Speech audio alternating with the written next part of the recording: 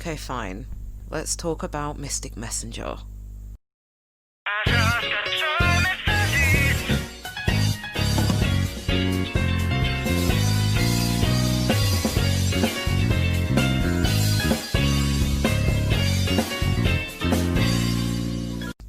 Hello everyone. There is a lot more to Mystic Messenger than meets the eye, and I know that firsthand by playing all of the routes, and that's something I'm going to talk about in this video just to educate some people that may not have known prior. I did cosplay Mystic Messenger actually. I went as MC and my friend went as 707.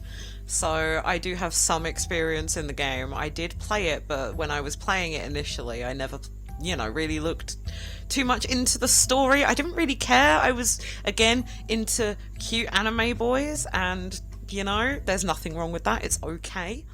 I'm going to be doing these videos in separate parts, so the first part is going to be just for the casual story, and in the second part we'll get into the deep stuff. But I never really looked too much into the backstory, and that's kind of really what I want to do. And I didn't realise how dark and terrifying it actually was, so I went through and played through every single route of Mystic Messenger over again, including the normal mode, the deep mode, and then the newer mode, which has V and Seiron. So let's talk about everything, shall we? Let's just get into it. If you haven't played Mystic Messenger, I highly recommend that you not watch this video, mainly because it's going to have a crap ton of spoilers in it for all of the routes, because I will be discussing all of the routes in the order that I have chosen that is usable for this video. We will talk about their main storyline in slight detail, but the overarching thing we're going to be paying attention to is, of course, the main story of Mystic Messenger itself, and that's what I'm going to be talking about in this video, majoritively, but I will still be talking about each of the characters individually to an extent. Also, all the stuff that I'm using in this video is for entertainment purposes only. This is only to educate people on the overarching story of Mystic Messenger itself. I love the game. I love Cherits for making the game. The game is amazing. Just want to put that out there. I also want to say that I am completely aware of the whole theory that 707 is aware every time you refresh your system. I'm not going to be discussing that in this video. So, the way this game starts is basically you end up joining an association that Rika founded herself called the Rika's Fundraising Association, the RFA for short, that have these pretty boy members involved, and their goal is pretty much to hold a party and auction stuff off to be able to give the money to charities, stuff like that. They always invite super important people over, and Rika and V are the ones that founded that organisation. But as you come to realise fairly early on in the story, Rika has had a lot of mental health problems, and as a result of that, she, in the story, as far as you're told, ends up taking her own life. And this storyline takes place sometime after that situation has occurred, and obviously you get thrown into the apartment without really any consent at all. You just kind of get told to do it, and if you don't, you get a bad end, so you kind of have to enter the apartment. And that, so far, is an amazing setup for a story. However, you come to find out, and something I'm going to be discussing throughout these routes, is that Rika's outlooks were very different than what is portrayed in the vanilla story of Mystic Messenger, I would say, especially because she ends up running a religious cult eventually, which is something that we're going to go into. We're going to go into Mintai and another organisation, you could say, that was founded by Rika. But we're going to go more into that as the routes continue. So, without further ado, let's talk about everyone's old reliable Zen.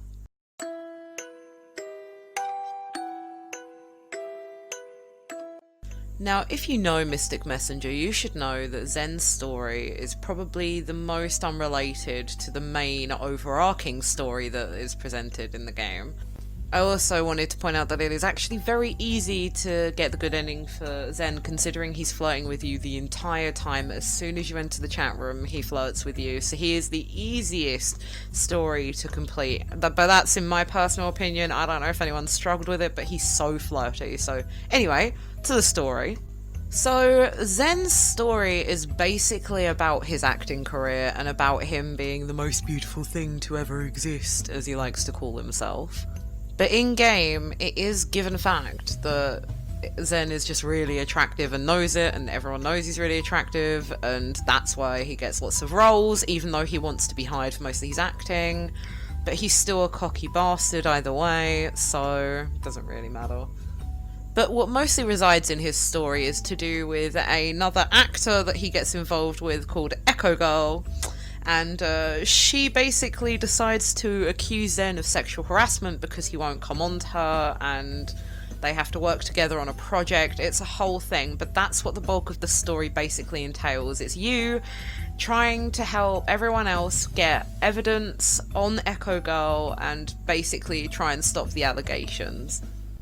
Another thing that is necessary for a mention is that Jahi in Zen's story is incredibly overprotective, so she doesn't think that you should be going out with Zen because he's an actor and he needs to keep up his good reputation. She doesn't want to see him in any scandals, basically. And as you know, in any route that you do end up going into, Jahi is a huge super fan of Zen and has always been supporting him, which is great because it shows consistency throughout the story at least. That's really good. Zen also happens to have premonition dreams where he sees something that is going to happen later on in the storyline, and he'll generally point that out pretty much through his story. He gets injured and you basically have to see if he's okay. He loses confidence in himself as an actor. Like, Jumin and Zen just do not go together, although in Zen's story they do have like a heart-to-heart near the end. But where was I going with this? Ah, yes.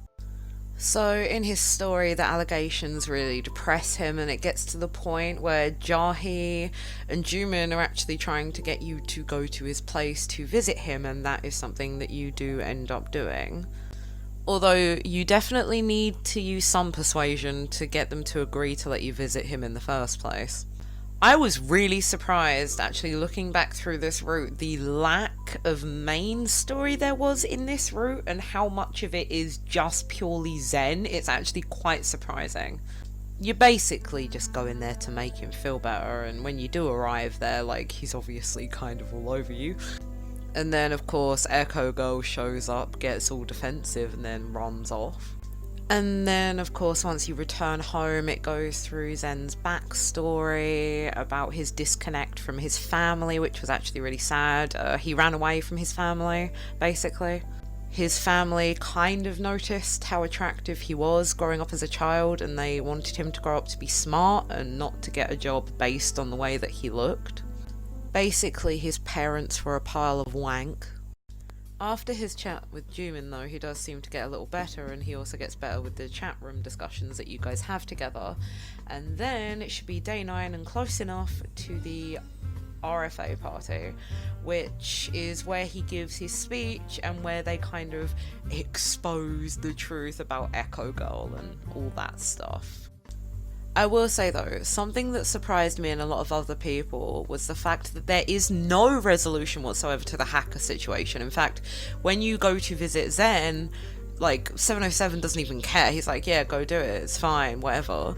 And, like, it never really gets resolved. The V situation doesn't really get resolved. Nothing really gets done apart from you having this happy ending with Zen, which, in my opinion, is just a bit weird to me. I mean, I know it's the casual story and all, but even Jahi had more. Heck, Yusong, who is probably, like, easiest, like Zen is, to achieve, has, like, a very dark story that links to the overarching story, but Zen literally gets nothing, and I feel kind of bad for him, but I guess he's good for players that just want to casually play the game anyway. I wish I had more to say about Zen, but I really don't. I feel like this has gone through the story good enough, and it's time to move on to the next person, which I believe is Jahi.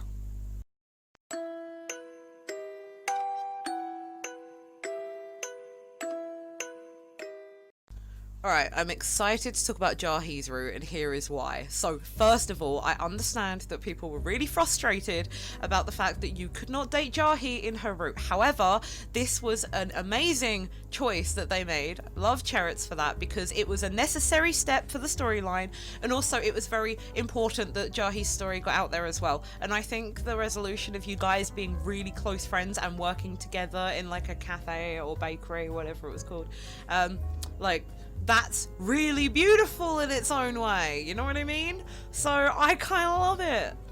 It just goes to show that there is more emotions than just romance in this game, you know? Like, yes, this game is amazing for what it is, which is a dating sim, let's be real, but the fact that you can just be friends is really good, and I love the route. I love the whole story that Jahi had, and I'm about to go into that, so... Okay, so Jahi. Now, if you've played every route, or any route, you should know this by fact that Jahi is overworked. Jumin overworks Jahi like no one's business. Not only does she have to put up with her own work, but she also has to put up with his goddamn stupid cat projects that he wants for Elizabeth III whenever he thinks of anything, which is quite funny when you're in Jumin's route and you're suggesting them. But either way, she is overworked. She is not paid enough for the time that she spends taking care of the company and making sure that everything is the way that it's supposed to be. She is such a hard worker, and that's something that is undeniable about Jahi and her character. And in every other route, she continues working for Jumin. However, in her route, that's where things change, especially if you get the good ending. Now, let me explain. So, basically, with Jahi, you basically try to comfort her when she's upset about work. She argues a lot with Jumin, more than you think actually, about projects and, you know, her needing her personal time and space and not getting a break and being overworked. And he just kind of, you know, isn't taking it seriously because he's Jumin. Like, what did we expect? So it's kind of you pulling her out of that situation, and then her realizing what it is that she really does want to do with her life, and then her pursuing that with you in a way. And, you know, you have like this amazing bond of friendship. It's beautiful. I just looked up Jahi and MC on Google, and the first search result was gals being pals in Mystic Messenger. Oh, and yeah, that whole part where Zen ends up in the hospital and Jahi goes to visit him and she gets really worried about him, that's kind of sad too. All I can really say is that Jumin's a massive dick in this route and just keeps giving Jahi work, and then when she wants to do stuff he doesn't let her do it. Like, it's really sad. Like, I feel so bad for Jahi because, like, I give her slack for, like, the other routes where she kind of gets involved and kind of goes against you, but, like, when you're going through this route, it's like, oh, okay, sorry. She ends up fully walking out and quitting, and then she does end up opening a bakery cafe kind of deal, which is really cool. And, like, you know, the ending scene, she has like longer hair and stuff. That's pretty cool.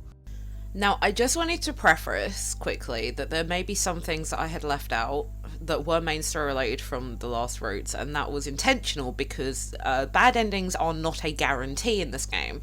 However, what I will say about one of the bad endings, in Jahi's route specifically, is you get an option pretty much, depending on how you've played the route, where you can either A, work with Jahi, or B, end up like replacing Jahi as Jumin's assistant, which I found very interesting. It was a weird plot thing. I loved it though, so there's that. But other than that, that's all I really wanted to talk about when it comes to Jahi's route. Nothing really main story orientated. So where the main story does kind of spill in a lot more though is with Yusong. So without further ado, let's hop into the ball of sunshine himself, shall we?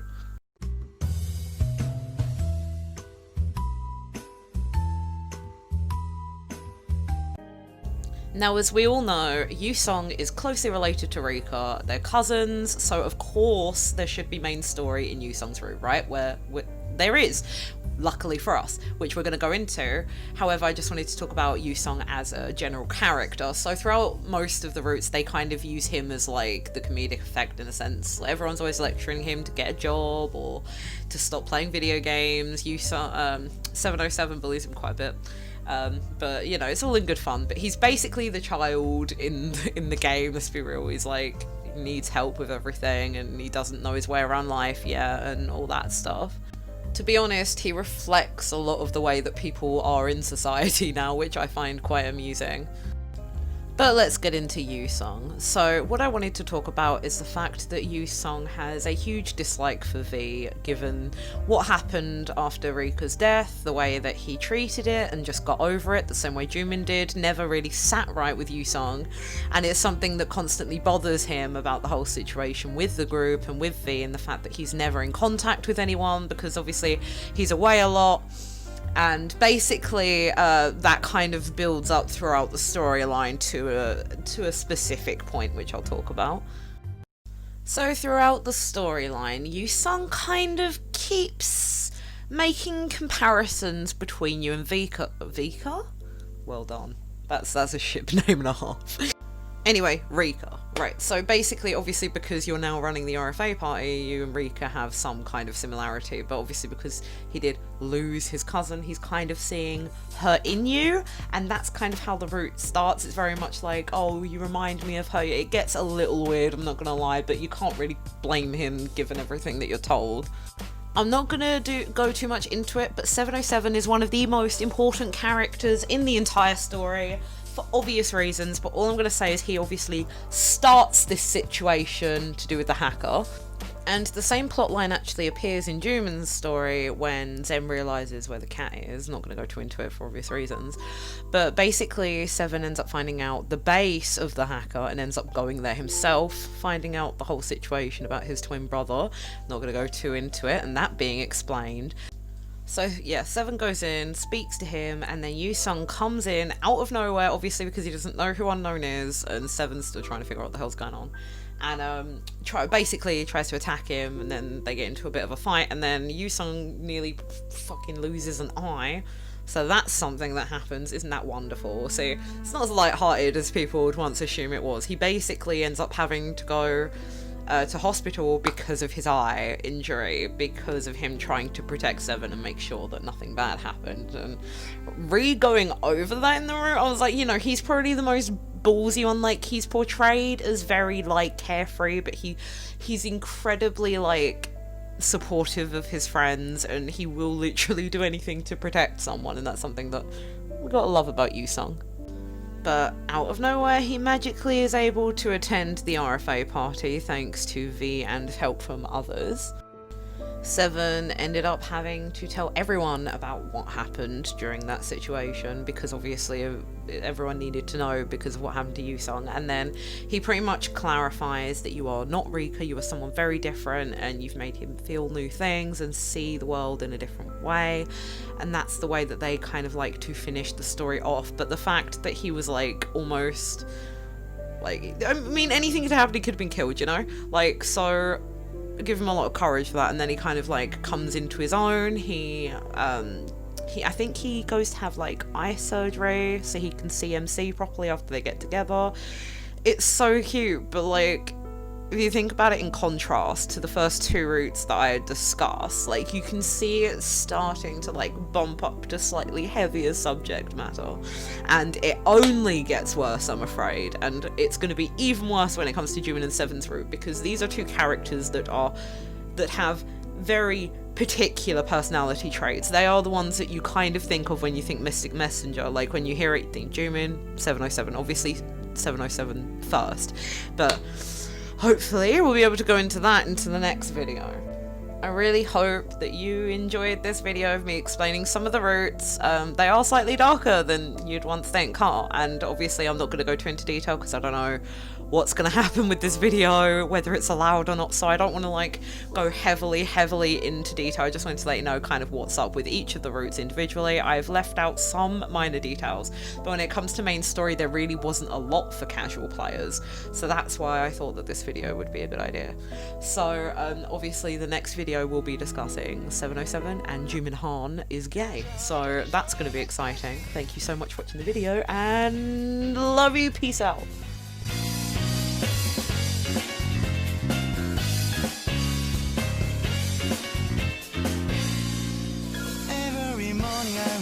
Up to the same sweet sound, picking up my cell phone that's ringing, wondering what's new, what have I missed, I was offline anyway.